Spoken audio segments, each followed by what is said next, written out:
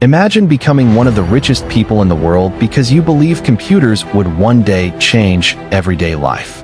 Before Microsoft became a global technology giant, Bill Gates was just a young boy obsessed with computers and programming.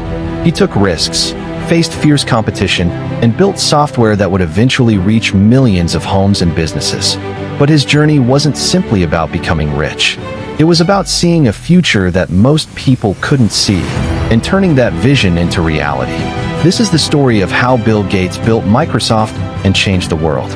Bill Gates is one of the most influential entrepreneurs of all time. As the co-founder of Microsoft, he helped bring personal computers into millions of homes and businesses around the world. His journey was filled with determination, bold decisions, fierce competition, and groundbreaking innovation. But before he became a billionaire, he was simply a young boy who loved solving problems with computers. Bill Gates was born on October 28, 1955, in Seattle, Washington.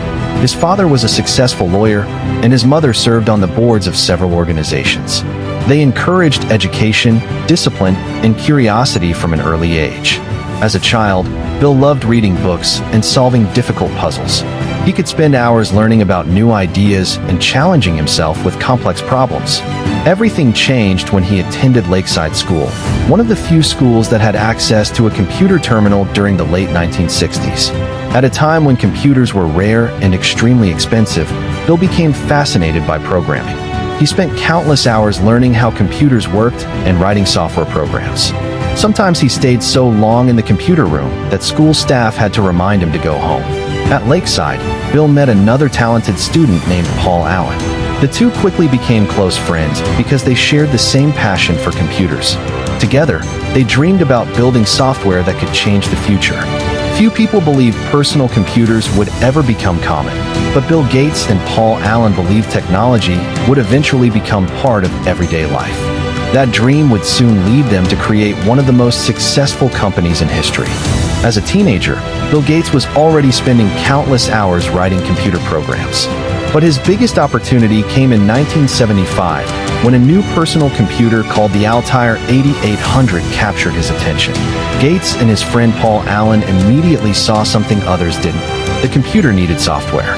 They contacted the company behind the Altair and claimed they had developed a version of the basic programming language for it. There was one problem: they hadn't actually built it yet. The two friends worked intensely for weeks, writing and testing code. Eventually, their software worked. In 1975, Gates and Allen officially started a company called Microsoft. Their vision was simple but incredibly ambitious: create software that could make computers useful and accessible to ordinary people. As personal computers became more popular, Microsoft began growing rapidly. The company developed software for different computer manufacturers, and its operating system eventually became a major force in the emerging PC industry. But Gates wasn't satisfied with simply being successful.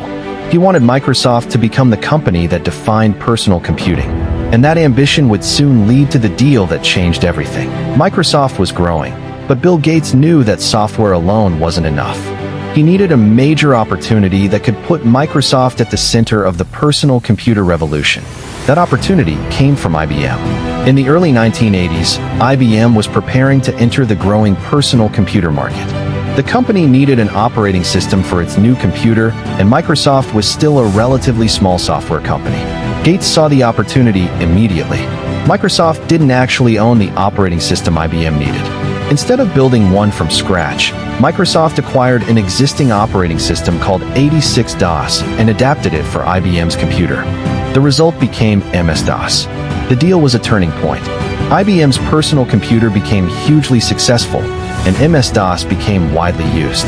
But Gates had made a crucial business decision. Microsoft licensed the software to IBM rather than selling it outright. That meant Microsoft could continue licensing MS-DOS to other computer manufacturers. As more companies began producing IBM-compatible computers, Microsoft's software spread with them. The company was no longer simply making programs for computers. Microsoft was becoming the software behind the personal computer revolution, and Bill Gates was about to take that success even further. By the mid-1980s, Microsoft was no longer a small software company, but Bill Gates wanted to take the next big step. make Microsoft software easier and more powerful for everyday computer users. In 1985, Microsoft released Windows 1.0, introducing a graphical interface that allowed people to interact with a computer using windows, menus, and a mouse. The early versions of Windows were not an immediate sensation, but Gates continued improving the software. Then came Windows 3.0 in 1990. It was a major breakthrough.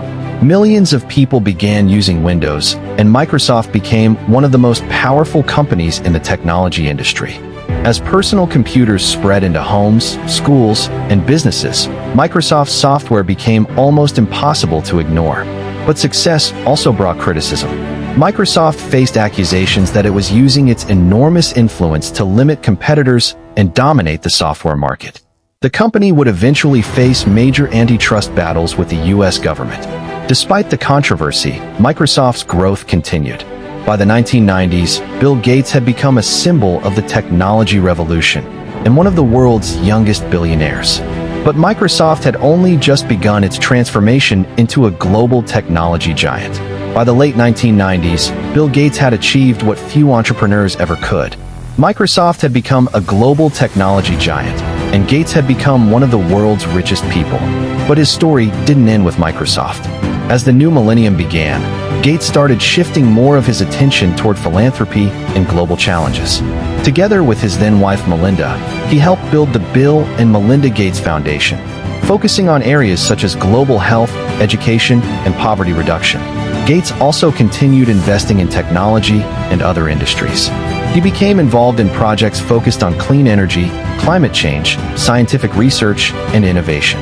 In 2008, he stepped away from his full-time role at Microsoft to dedicate more time to philanthropy, while continuing to serve as an important figure connected to the company.